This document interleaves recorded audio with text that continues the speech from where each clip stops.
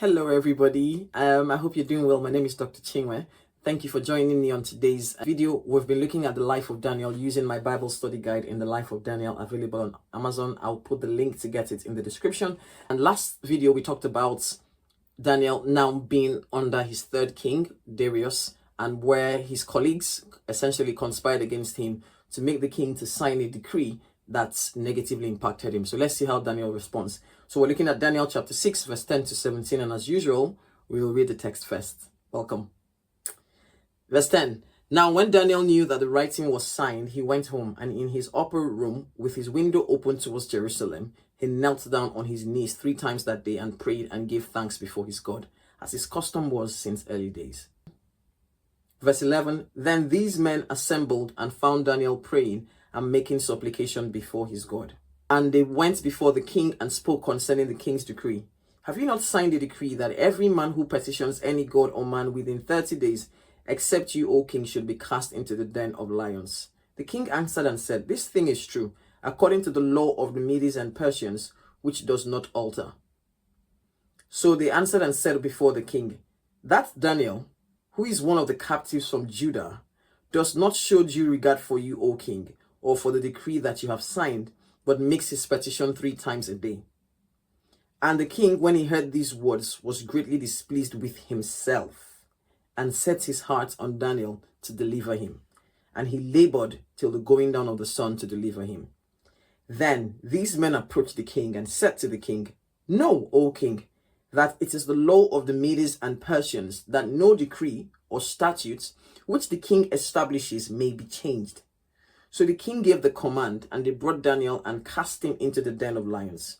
But the king spoke, saying to Daniel, Your God, whom you serve continually, he will deliver you. Then a stone was brought and laid on the mouth of the den, and the king sealed it with his own signet ring, and with the signets of his lords, that the purpose concerning Daniel might not be changed. So let's quickly go over these verses briefly before we go into the court discussion section. So first thing, verse 10, towards the end, it says, he prayed and gave thanks before his God as his custom since early days. We know that the Bible says of Jesus that it was his custom to pray. It was his custom to get up a great while early and then go and pray. Now, verse 11 says they found Daniel praying and making supplication before his God. If that was today, just think about it, if that was in today's world, what might happen is they would have taken their phone cameras out and start recording him. There's evidence that, oh, see this guy. Now, it was their word versus Daniel. If Daniel was brought in, he could have denied and said, no, I wasn't doing that. Or Daniel was godly. He wouldn't have denied it. And then, verse 12, with the way the Bible writes it, it says, who petitions any god in small g or man within 30 days.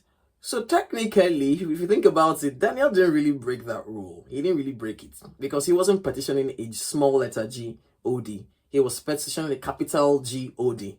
So that rule was not applicable to him. But anyway, I'm probably just being pedantic right now.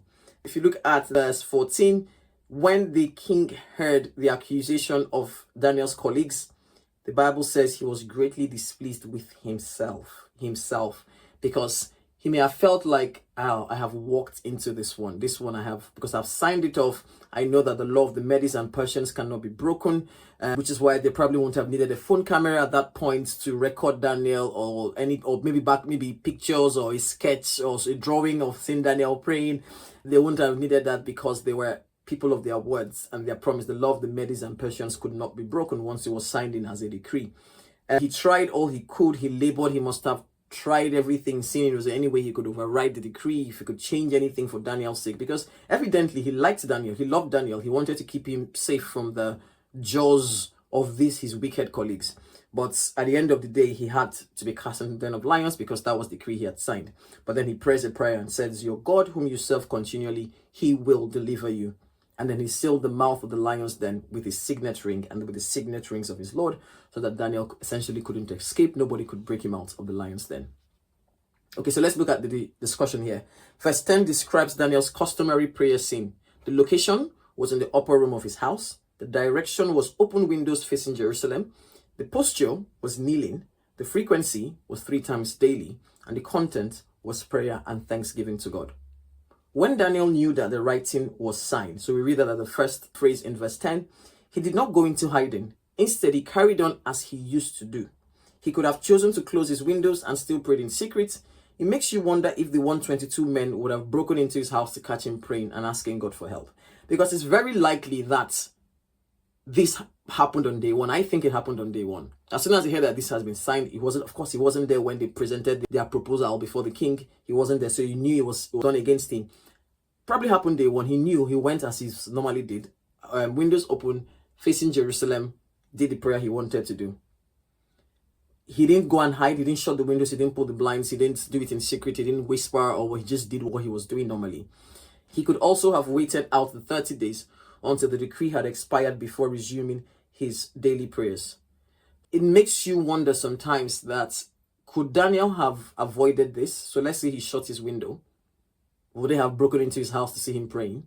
Or was prayer loud that irrespective of shutting the window, he would still have heard him? And he was in the upper room of his house. Did they climb somewhere, or they went to a neighboring house and could look through the window to see him praying? I don't know. From verses 11 to 12, their decree obviously targeted Daniel, so they watched him closely. And it looked like he broke the decree that same day that it was signed and written into law. I wonder how they plan to manage the influx of requests that a king would have had to deal with in those 30 days, since no one could ask any other person or God for anything. So the king was, I don't know how they plan to fill all the requests. Like, you can't ask anybody for anything. You have to come and ask the king. How did they plan to manage that logistics?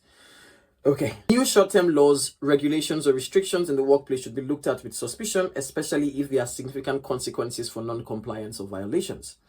For example, a temporary ban on leave for the next X days, targeting a Christian who they know has a once-in-a-lifetime opportunity to, say, attend an international faith conference on the pretext of a looming deadline, is something that needs to be paid attention to. Or that everyone must stay back in the office till 6 p.m. on Fridays, or must work on Sundays for the next 30 days, knowing that a Christian colleague cannot come into those days and times because of church services, etc.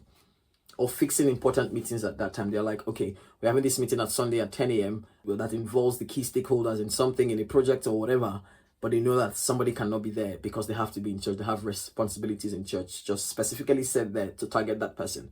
Anything that comes up in our environment like that, especially if we're leaders or have any leadership capacity, is where we should be extra careful. Verse 13 gives us another anatomy of accusation and workplace envy. So the first one, it's envy and accusation denigrates the offender. So they first refer to Daniel as he's one of the children of the captivity of Judah. So they're reminding the king of Daniel's heritage, that he was essentially a slave before he became who he was. And then the second point was they pitch the offender against the judge in a personal way. So we have this phrase in the verse that says, he does not regard or pay attention to you, nor to the decree that you have signed.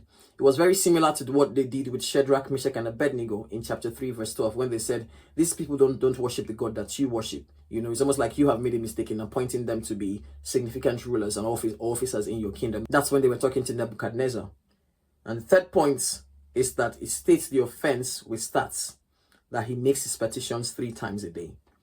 Verse 14 may make you wonder if the king would have cared much if it was another Jew that was in trouble and not Daniel. He was so displeased with himself and tried to come up with ways to deliver Daniel that did not violate his initial decree. He obviously had not thoroughly thought through what he was signing. From verses 15 to 17, isn't it interesting that it was the king who said, thy God whom thou servest continually, he will deliver thee? Was he being genuine or sarcastic? Did he remember the God of Daniel's Hebrew friends and how God delivered them from the furnace? So maybe he knew of that story and knew that these people serve the same God, and if God was able to deliver from a fiery furnace, lion is small change, I suppose. So to serve so faithfully, it's to always worship, to be faithful, to be so loyal, and to continuously serve.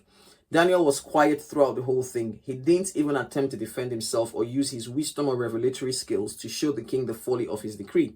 Instead, he just went through the program like Isaiah had prophesied about Jesus. Like a sheep before its shearer is silent, he opened not his mouth. That's in Isaiah 53 verse 7. You may wonder what was going through his mind the whole time about being cast into the lion's den. Did he resist arrest? Did he fight back? Did he try and push back? Possibly, because we all have kind of like an innate tendency for self-preservation. He may have kicked back when they were trying to move him into the lion's den. By sealing the den's mouth, which brings to mind the tomb of Jesus, they thought they had fixed Daniel's fate so that no one could rescue him, no one should let Daniel out.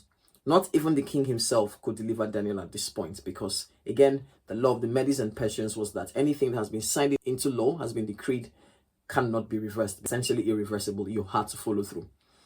It was just like the stone was rolled on the mouth of the sepulchre where Jesus was buried and was also sealed with a guard of soldiers set over it.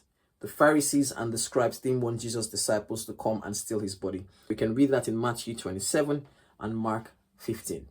So try as he might, Darius had nothing. Because he said he labored until evening. He would have seen if there was any law, any precedence, anything that he could, activate to use to rescue Daniel. But there was nothing. And in the end, Daniel had to be thrown into the lion's den. It's not clear in the Bible. The Bible doesn't record whether Daniel went to negotiate or try to explain or say anything. Nothing. There was no word from Daniel at all. We just know that he was thrown into the den of lions. So 3 questions here to end today's video. First one is, have you ever been targeted for your faith at work? Like deliberately targeted, where it's obvious to even someone that is hard of saying that this is an obvious target against one particular person and is linked to your faith. What was that like? Let me know in the comments. I would love to read. The second question here is, could Darius have written another decree that overwrote the first one? So if that one could not be reversed, and then he signed another decree for Daniel specifically that did not allow the first one to happen, would that have been a thing? Could that have been possible? I don't know. Let me know what you think. And then the third question is, was Daniel in the lion's den his own fiery furnace? We know that he wasn't part of his 3 friends that were thrown into the fiery furnace, but in this case, was this his own personal experience? From the book of Daniel, we know those were the 4 Jews we know of that were serving in places of authority within the Babylonian Empire. Was this own experience of fiery furnace? Because the Bible doesn't make it clear where Daniel was when his 3 guys were thrown into the furnace, whether he was standing next to Nebuchadnezzar because he's one of the leaders at that point, or did he dodge, or the Bible doesn't make it clear. Let me know what you think of this one and just my breakdown of how accusation happens by pitching the person that has offended against the judge or the person that should be offended and saying it is because of the kind of your fault. They don't respect you, they don't honor you, they don't do what you've asked them to do, they are completely in rebellion, they are not aligned with your vision and with your goal for the company and all of that. And think about how might that translate in the workplace, in your relationship, especially with those that are not of the same faith as you. Any comments you have, please let me know in the comment section. And remember, as always, to like, to subscribe, and to share with your friends. And yeah, enjoy the rest of whatever it is you're up to. Have an amazing rest of the day and see you next time. Bye.